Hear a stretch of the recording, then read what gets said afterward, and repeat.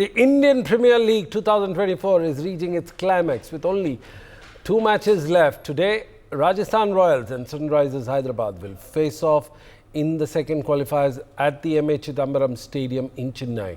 The winner of this match will secure a spot in the final on May 26th. Kolkata Knight Riders have already booked their place in the final by defeating Sunrisers Hyderabad by 8 wickets in the qualifier 1 at the Narendra Modi Stadium in Ahmedabad. Rajasthan Royals, on the other hand, secured their spot in the qualifier 2 by defeating Royal Challengers by 4 wickets in the eliminator match. Today's clash sees Pat Cummins, the world champion Pat Cummins, led Sunrisers Hyderabad, who have a strong record in qualifiers, going up against Rajasthan Royals.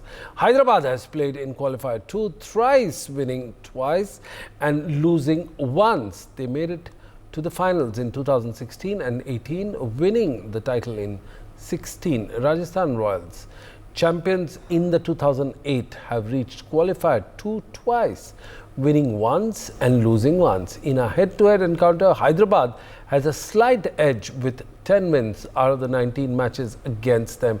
Rajasthan's rise. This is Hyderabad's narrowly defeated Rajasthan by 1 run, setting stage for a thrilling and a highly anticipated match today.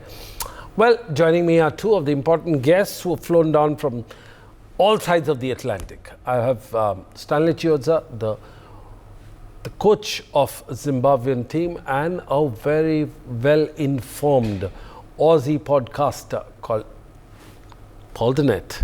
Welcome to the show, gentlemen. We'll also be joined by Rajkumar Sharma, Virat Kohli's coach. Let me begin by asking Paul Dennett. Paul, what do you make of this encounter between the two? Looking forward to it immensely. It wasn't so much fun yesterday, not having any cricket to watch. I think it comes down to, can Sunrisers Hyderabad perform on the big stage on potentially a slow turning pitch in Chennai? If we happen to see a pitch that has plenty of runs in it, then I'm really looking forward to the next incarnation of Travashek, the star performers of the 2 opening batters. But the concern I have for Sunrisers Hyderabad is that their bowling does tend to drop away after the first 3, whereas Rajasthan Royals, their economy rates throughout the tournament make for this stats nerd glorious reading. They have been economical from top to bottom. They are a very difficult team to get hold of, and so I think they do have to start as narrow favourites. Absolutely. What about Stanley Chiodza? Stanley, what do you think from your perspective as a bowling coach?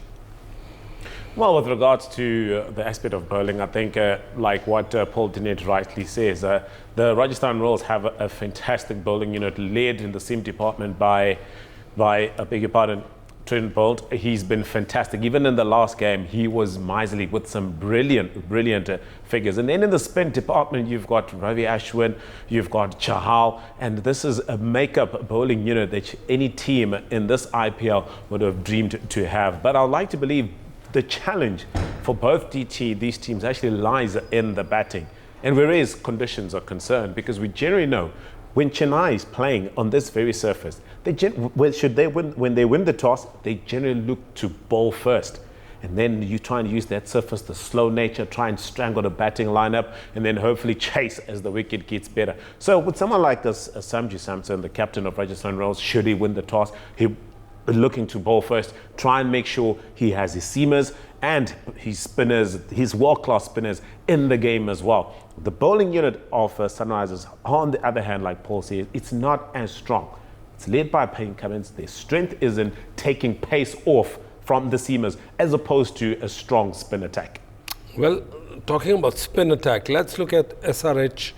Bowler's highest economy rate this season is 10.26. RR, on the other hand, their economy rate is 8.95, second best. What do you make of that, the bowling department?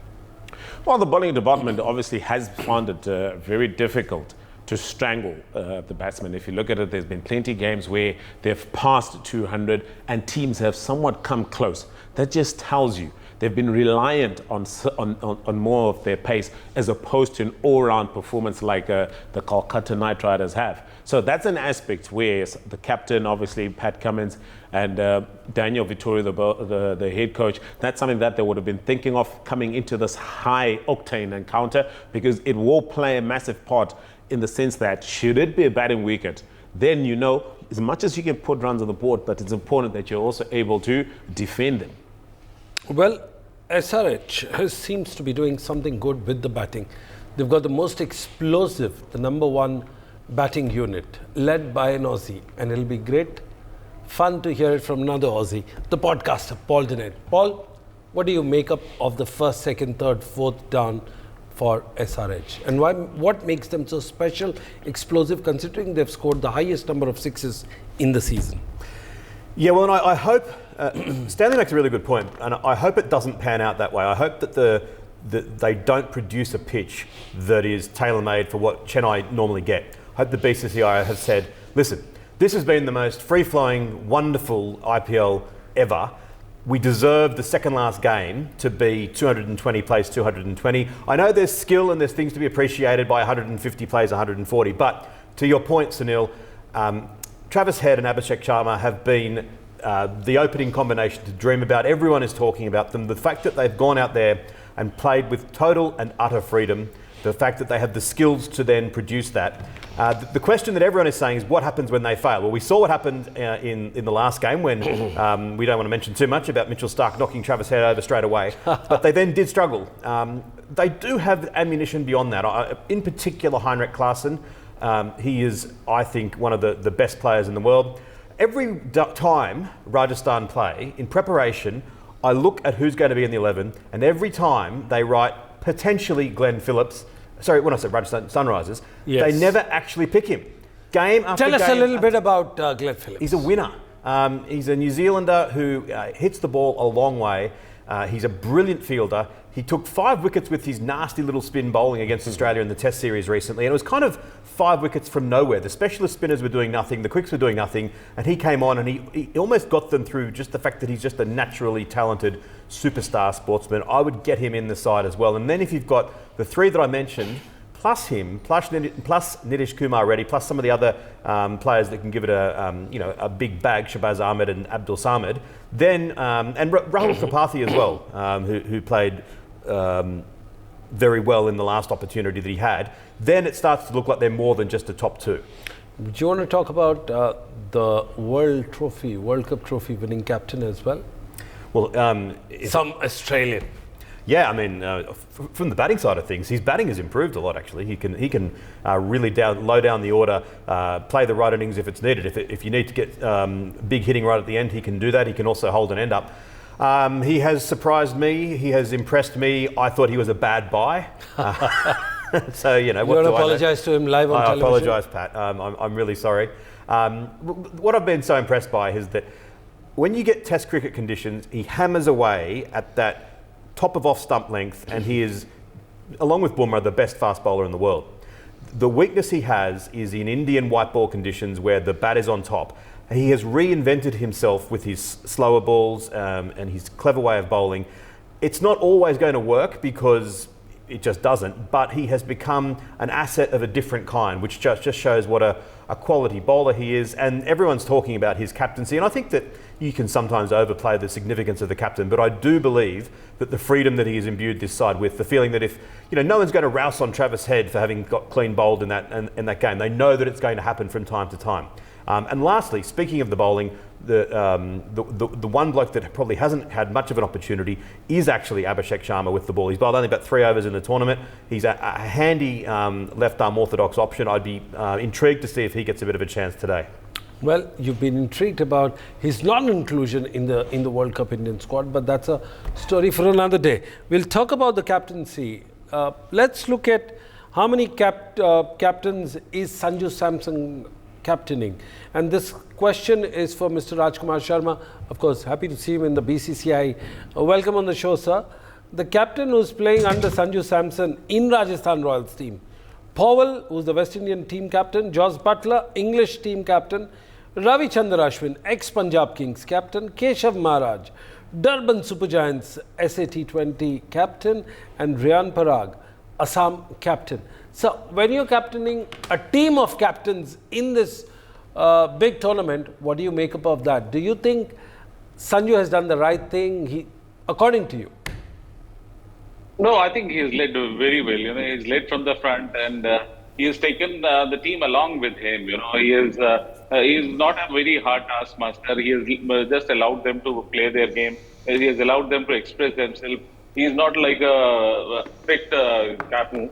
So I think, and he has tackled them very well. And since he has been leading RR for so long, everybody understands that he is our captain, and we have to respect him. And the best thing about him is, Sunil, that he commands respect in the dressing room, which is very important for the captain. And that commands come from humility as well as by scoring runs up front, which he's been doing consistently for RR, because he's leading from the front. He's been keeping well, so he commands a lot of respect, and it hardly makes any difference that you have so many captains.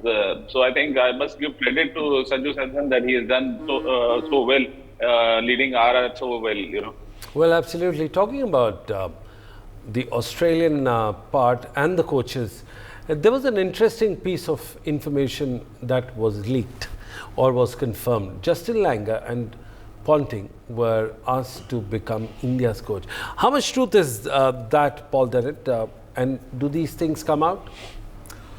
Well, before I could answer that question, Sunil, I have to set the record straight and just put aside the speculation. I'm not in a position to coach the Indian side.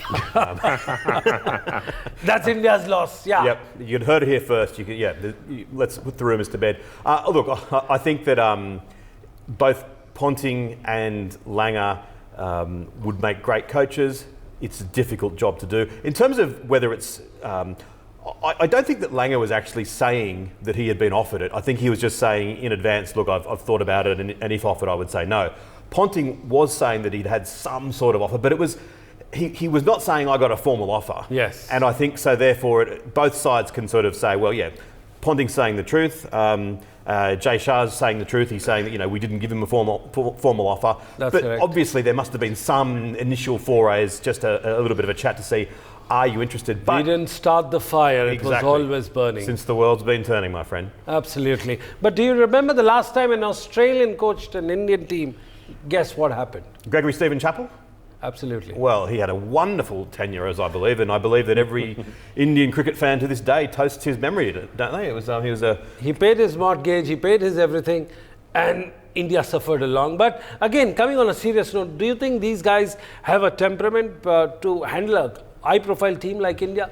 It's a hypothetical question, but Paul. Oh, I think that if anyone had it, Langer and Ponting would have that ability to handle the high profile. But who would bring it upon themselves when they were on such a good wicket, as it were? That look at Ponting. He spends a few months each year over here coaching. Who wouldn't want to be in the IPL? He spends the summer commentating for Channel 7.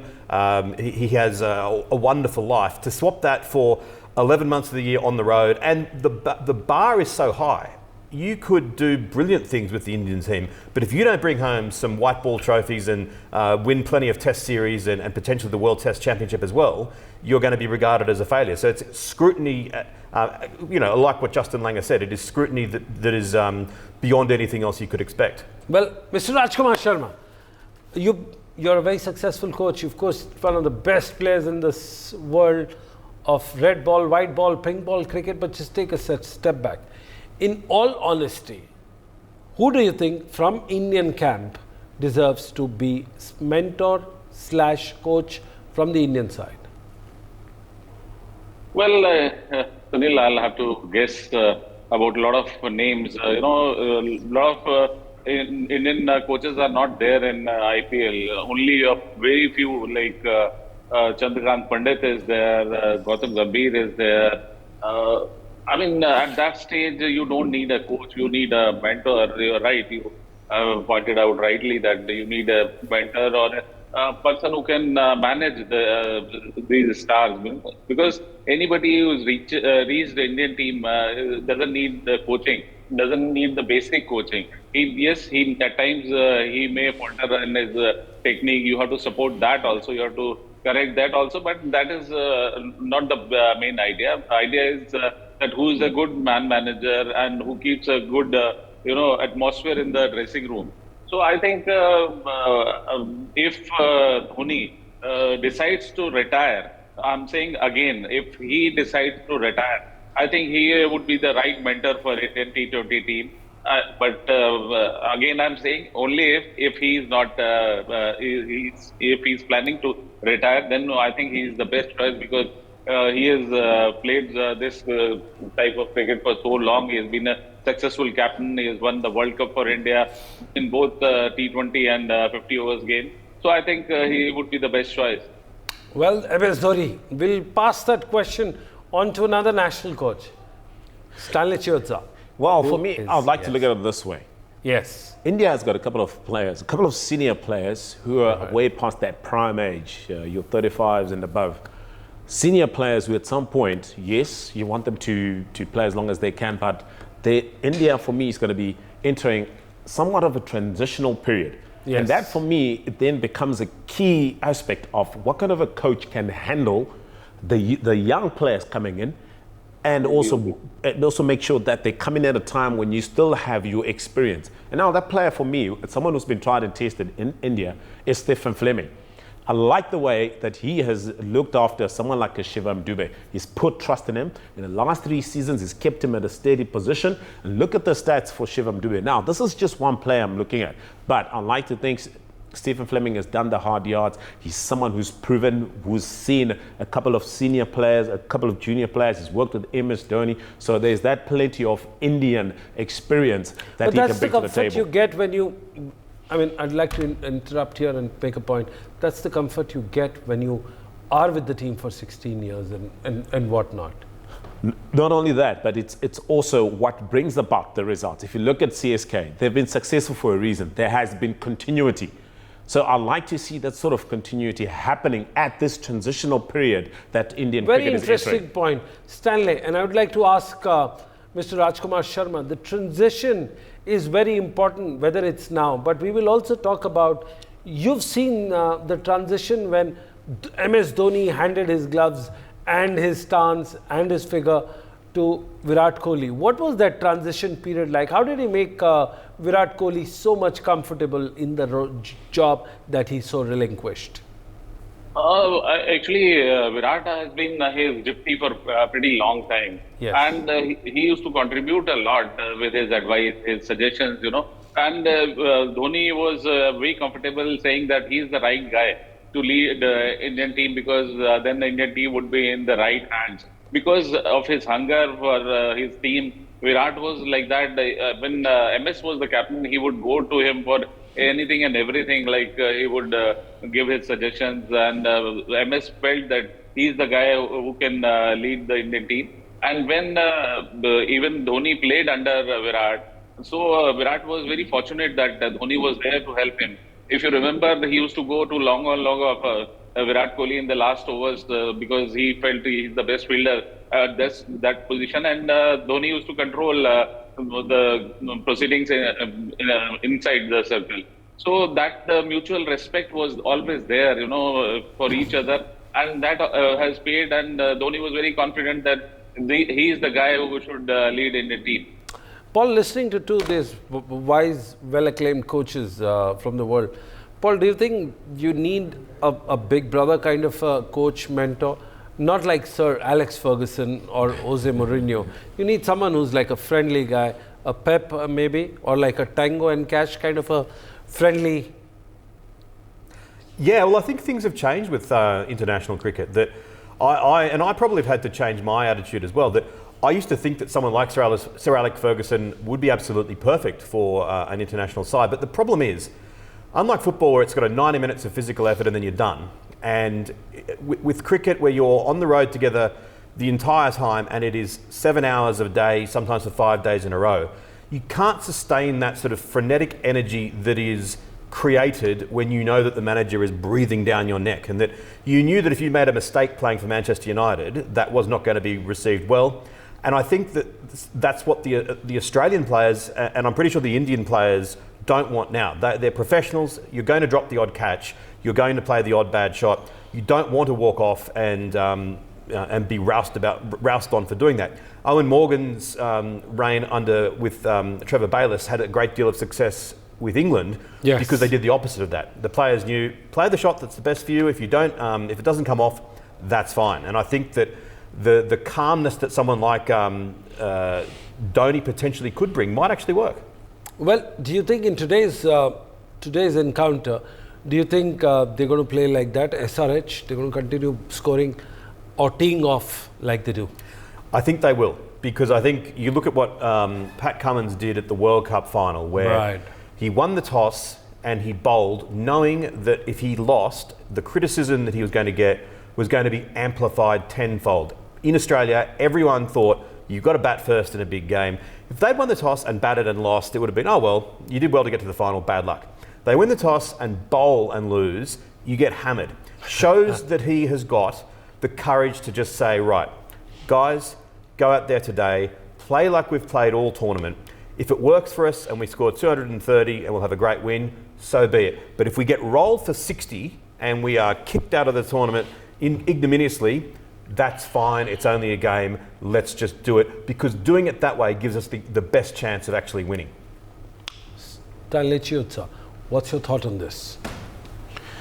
Well, what can I say?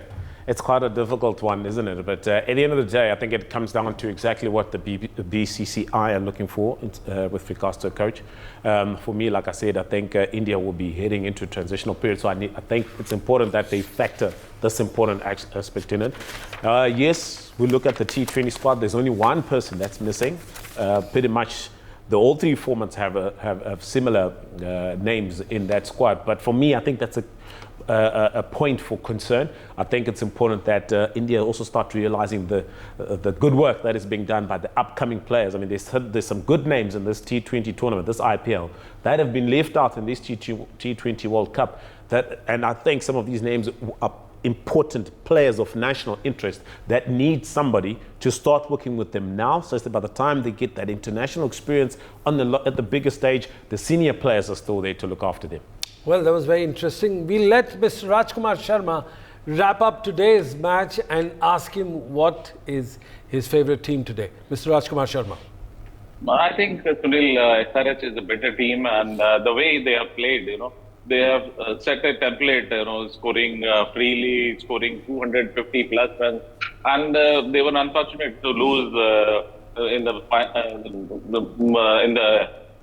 last match against KKR, but they look a formidable batting lineup, and their bowling is also good. So I think they should be the favourites today, but RR must have got a lot of confidence beating RCB. So it is going to be a good match, It's going to be a good match, but who's your pick, sir? Name one team. I think SRH. I'll go with Stanley, SRH because of their batting. Absolutely, for their batting. Stanley, bowling coach. I'm not going to pick a team, but I'm looking forward to this matchup. Non-committal guy. I'm looking to this matchup. Travis He's got relationships problem. He's got commitment problems. What about you? I will pick a team, and I'm going to tip, and I hope that I'm wrong. I'm going to tip Rajasthan to win because I think... How many Australians are there in that team? There's plenty. No, there's none. That's why I hope that I'm wrong. But I think that with Bolt, Ashwin, Sandeep, Sharma, those three in particular, plus Yuzi Chahal, they are on a potentially slowish wicket going to strangle SRH. And the reason I'm making this tip with such a smile on my face is if I'm wrong, it'll mean that SRH score plenty and win, and that'll be great to watch, and the Aussies will go through to the final. So I'm kind of, I can't lose. No super over? Absolutely. No. Well, that's all we had time for. It was fun, engaging, and also a kind of a news breaking that Mr. Rajkumar Sharma actually wants MS Dhoni to be the mentor of the team. If so, he decides to retire from the IPL. I repeat, if so, MS Dhoni decides to retire. For more such videos, subscribe to the NewsX YouTube channel, hit the bell icon.